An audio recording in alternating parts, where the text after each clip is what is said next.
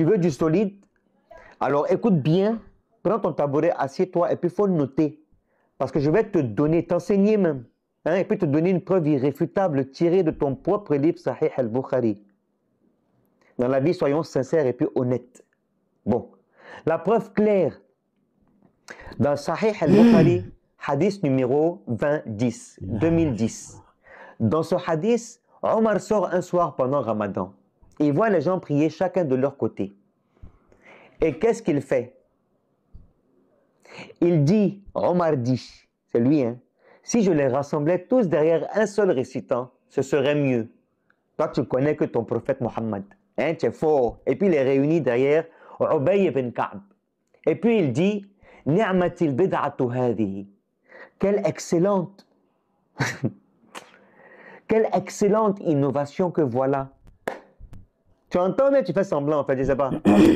Il n'a pas dit sunnah, ni révélation. De toute façon, il ne peut pas avoir révélation, il n'est pas prophète. Ah! Et puis, il ne peut même pas dire que lui-même aussi il est prophète. Il a clairement dit bid'a, innovation, et il en est fier. نعم بسم الله الصلاة والسلام على رسول الله وعلى آله وصحبه وسلم تسليما كثيرا رب اشرح لي صدري ويسر لي أمري واحلل عقدة من لساني يفقهوا قولي السلام عليكم ورحمة الله وبركاته. Alhamdulillah, on vient d'écouter la vidéo de notre frère et les arguments qu'il a avancés. On ne lui dira pas de prendre son tabouret et s'asseoir, mais ensemble, Inch'Allah, on va essayer d'expliquer le hadith, n'est-ce pas, qu'il a mentionné, pour qu'on puisse comprendre le bien fondé ou encore les objectifs, n'est-ce pas, de ce hadith-là. Et dans la langue arabe, il y a un sens qu'on va appeler istilahan. Il y a le sens qu'on va donner aux expressions dans la langue arabe et il y a le sens qu'on va donner shar'an dans le contexte religieux. Donc, les expressions des hadiths et des versets du Coran doivent se comprendre selon le contexte, n'est-ce pas, de la législation islamique ou bien de la jurisprudence islamique. Et donc, Inch'Allah, le frère, il nous fait mention du hadith dans lequel Umar ibn Khattab, radiallahu anhu, il est sorti. Et puis, à la suite du hadith, n'est-ce pas, il a demandé à tous ceux qui priaient la prière de Tarawih, n'est-ce pas, de se mettre ensemble. Et il a fait passer un devant pour faire prier. Et en la matière, le frère, il fait passer Omar, n'est-ce pas, pour quelqu'un qui a déformé ou bien qui a transformé, n'est-ce pas, la façon de prier. Alors qu'on a rappelé dans les vidéos qui ont précédé que le prophète, alayhi salatu salam, c'est lui qui a commencé les prières de Tarawih.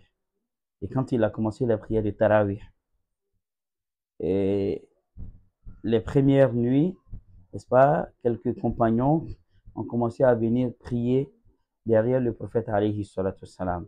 La première nuit, il y a eu quelques-uns. La deuxième nuit, il y a eu plus de monde que la première. La troisième, il y a eu plus de monde encore que les deux premières nuits. Alors le prophète sallallahu alayhi wa sallam, les compagnons, ils attendaient nombreux qu'il sorte pour la prière. Il n'est pas sorti donc pour la prière de Tarawih.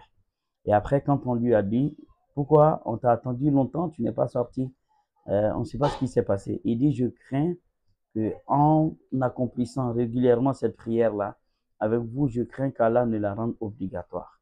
Voilà ce que le prophète a dit, alayhi salatu salam. Mais en réalité, le prophète sallallahu alayhi wa sallam, sa sagesse est telle que, n'est-ce pas, ma yantiqu anil hawa, il ne parle pas sous l'effet de la passion. Si le fait qu'un imam soit devant, comme lui il a été devant, et puis les compagnons ont prié derrière lui, si ça c'était un problème, il allait dire à ce compagnon, non, c'est pas permis, n'est-ce pas, que l'imam soit devant et les autres soient derrière pour la prière surrogatoire. Mais c'est pas ce qu'il a dit en fait. D'accord? Et donc, comme il n'a pas dit ça, ça veut dire que ça, c'est quelque chose qui est faisable. Maintenant, Umar ibn Khattab, radiallahu anhu, quand le prophète décède, alayhi salatu salam, comme le frère lui-même, il a si bien dit dans ses propos, Umar ne reçoit pas de révélations. Et comme le prophète sallallahu alayhi wa sallam est décédé, Umar est sûr, il est persuadé qu'il ne peut pas avoir de nouvelle législation qui a été révélée. D'accord? Donc là, puisque le prophète sallallahu alayhi wa sallam avait commencé la première nuit, quand il a fini la vie quelques-uns, deuxième nuit, la vie quelques-uns, il ne les a pas chassés. C'est lui qui n'est pas sorti, juste la raison, elle est connue en fait. D'accord? C'est ce qu'on appelle, n'est-ce pas, l'objectif, n'est-ce pas, d'une injection ou bien d'une recommandation prophétique. Alors le prophète, alayhi salatu salam, il ne sort pas et nous donne les raisons. Alors Omar ibn Khattab, radiallahu anhu, quand il demande, n'est-ce pas, aux gens de venir ensemble et puis mettre un imam devant, en réalité, il a vu ça sur le prophète, sallallahu alayhi wa sallam. C'est lui qui était devant et puis les gens priaient derrière lui. Est-ce que je me fais comprendre? Donc, ça, c'est un premier point qu'il faut comprendre. Et la deuxième expression qui est importante ici, c'est quand Omar dit, il dit, Ni'matul bid'a hadihi. Il dit, quelle belle innovation, ce qu'on a fait. D'accord? La bid'a, c'est quoi? La bid'a, c'est quelque chose, n'est-ce pas, qui, contrairement à ce qu'on laisse entendre des fois, elle n'est pas mauvaise en soi. Hein. Parce que Badi'u, ça c'est l'un des attributs d'Allah subhanahu wa ta'ala. Et Allah il nous dit Badi'u samawati wal ard. Il dit c'est lui Allah subhanahu wa ta'ala qui a créé, qui n'est-ce pas, qui a conçu, n'est-ce pas, les cieux et la terre sans voir de référence ou encore de modèle ailleurs. D'accord? Donc, Lillahi al-asma'ul husna. Les meilleurs attributs appartiennent à qui? Appartiennent à Allah subhanahu wa ta'ala. Donc, si innover en réalité était une mauvaise chose, Allah ne se serait pas, n'est-ce pas, nommé parmi ses attributs Al-Badi'u, n'est-ce pas, celui qui commence les choses.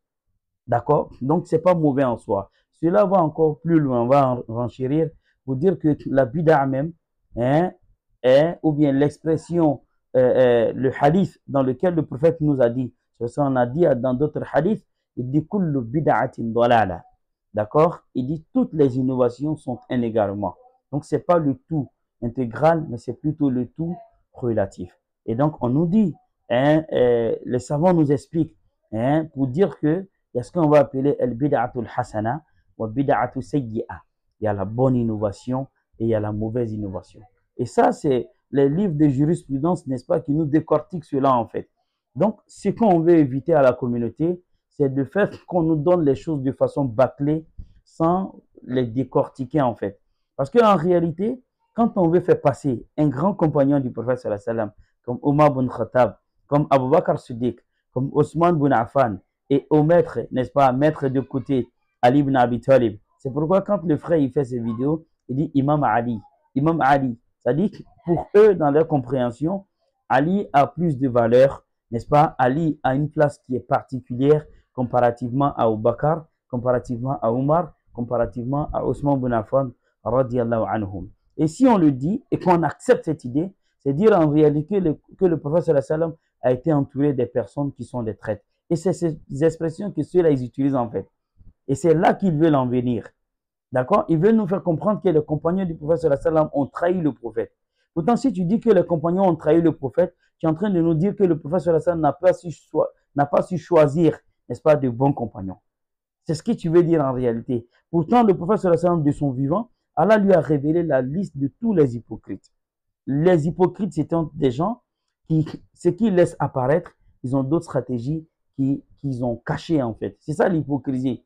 D'accord? Et Allah subhanahu wa ta'ala, il dit, quand tu les vois, il dit leur apparence est impressionnante. Alors que ce qu'ils ont dans le cœur là, c'est tout sauf ce qu'ils ont laissé apparaître. Donc les compagnons, aucunement, on ne peut les traiter d'hypocrites. Si on le fait, ça veut dire que le prophète sallallahu alayhi wa sallam a fait un mauvais choix. Si on accepte l'idée selon laquelle le prophète lui-même sallallahu alayhi wa sallam a fait le mauvais choix, on est en train d'aller plus loin pour dire que c'est Allah subhanahu wa ta'ala qui n'a pas su, n'est-ce pas, faire les choses avec son prophète. Allah subhanahu wa ta'ala, il nous a dit quoi? Il dit nahnu nazzalna dhikra wa inna lahu lahafidun. Il dit c'est moi Allah qui ai révélé, n'est-ce pas, le rappel qui est le Coran. C'est moi Allah subhanahu wa ta'ala qui ai révélé cette législation qui est l'islam et c'est moi Allah qui suis le garant, n'est-ce pas, de cette religion. Donc personne ne va venir sur ce terrain-là nous laisser croire des choses qui sont contre nature, qui vont dans le sens, n'est-ce pas, de déconstruire ou bien de discréditer les compagnons du prophète sallallahu alayhi wa sallam. Et nous, musulmans, on va accepter cela. C'est une forfaiture qu'on n'accepte pas et il ne faut pas l'accepter. Jazakumullahu khair. Ne manquez pas.